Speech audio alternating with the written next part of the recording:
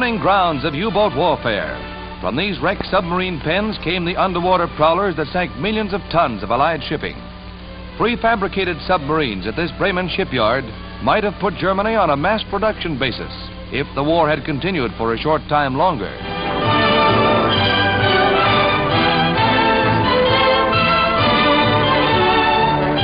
But the scourge has ended. The U-858 approaches Cape May, New Jersey, after having surrendered at sea to 2 destroyer escorts. The 240-foot underseas craft is manned by an American prize crew, keeping a watchful eye on the Nazi skeleton crew, which remain to operate the ship. The prisoners, who sank 18 Allied vessels, come ashore to await confinement at Fort Miles. Barely a day later, a second submarine arrives at Portsmouth, New Hampshire, after having surrendered formally off the Maine coast. The submarine's officers await transfer to shore. This U-boat is credited with a speed of 20 knots and a cruising range of 10,000 miles. The prisoners are taken to Portsmouth Naval Prison, where they will be kept for an indefinite period. The U-boat peril is dead, but this arrogant captain personifies an unrepentant Nazism.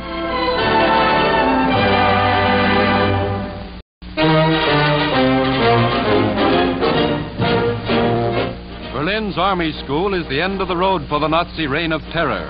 Here, Air Marshal Tedder, General Eisenhower's deputy, and Russia's Marshal Zhukoff meet with Field Marshal Keitel, the haughty Prussian aristocrat and representative of the General Staff.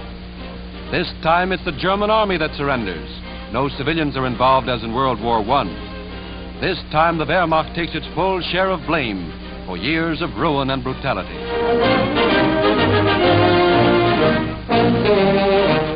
Keitel signs, marking the end of all German military action. Tedder and Zhukoff add their signatures to the document that surrenders Germany to Allied control and completes Nazi humiliation. Following the ratification, the Allied officers tour the gutted Nazi capital. Berlin's once proud architecture is only a memory. Years of heavy pounding by the R.A.F. and American Air Forces have made Germany's first city almost unlivable.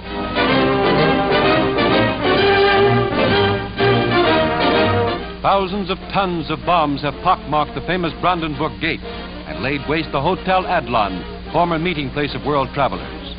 All Nazi government buildings have been destroyed, burying the infamous Hitler and Goebbels in their rubble. Berlin's history, as one of the world's great capitals, is ended. Not only her capital, but most of Germany's mighty industrial cities are wiped out. These first pictures of Hamburg, made by the R.A.F., reveal the indescribable destruction wrought by repeated air attacks on the Reich's second city.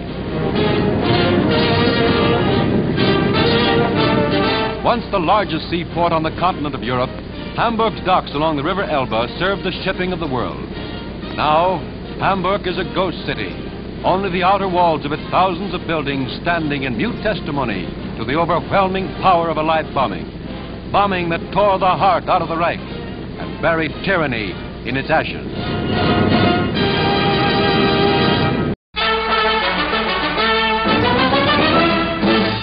At Merkers, Germany, this salt mine holds one of the strangest secrets of the war.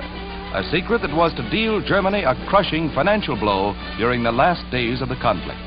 Here, GIs uncovered a fabulous hoard of jewelry, silver, currency, bullion, and art treasures. Much of it the accumulated loot of 5 years of war. Practically every museum in Europe is represented in these masterpieces, which include Raphael's, Rembrandt's, Van Dyck's, and many other great masters' works, buried now 1,200 feet below the ground in what the Nazis considered a safe hiding place and a bomb-proof shelter. The 100 tons of gold bullion represents most of Germany's reserve. Signal Corps pictures show the enormous cache of currency from all the European countries in Reichsbank containers. $2 million in American money also were found. Allied officials will take charge of the treasure until its disposition has been decided. Murder will out, even from the depths of the earth.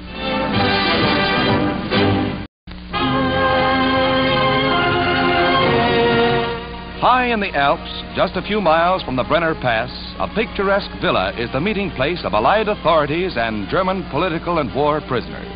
Among them are the wife and daughter of former Chancellor Schuschnigg of Austria. He was married during captivity, and one of Hitler's former financial backers, industrialist Fritz Thyssen, with his wife. Many royal prisoners were brought here from the Dachau prison camp, as was General Halder, formerly of the German General Staff, and Pastor Niemöller, the anti-Nazi Hitler dared not kill. Also among the liberated was a group of Allied flyers, and the nephew of the King of England, Lord Lascelles, captured in Italy. Another of the freed was Lieutenant John Wynant, son of our ambassador to England. Farther north at Magdeburg, we meet a German of a different stripe, General Dietmars, Nazi military radio commentator and previous military governor of Magdeburg, surrenders to the Yanks. Dietmar's voice had failed long ago, and he used a double, like many another fallen Nazi blowhard. Our Superfort raids on Japan are swiftly being intensified as more and more of the B-29s roll from the assembly lines. This strike at Nagasaki blasts at airplane factories. From Saipan, others blast at Tokyo, and Iwo Jima-based fighters escort the heavy planes with an Army Air Force camera aloft.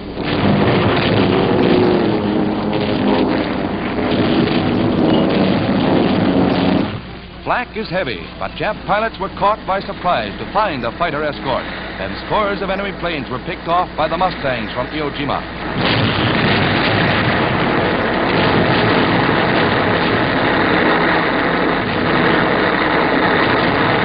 Heavy fires are burning as we start for home, dodging a blanket of flak.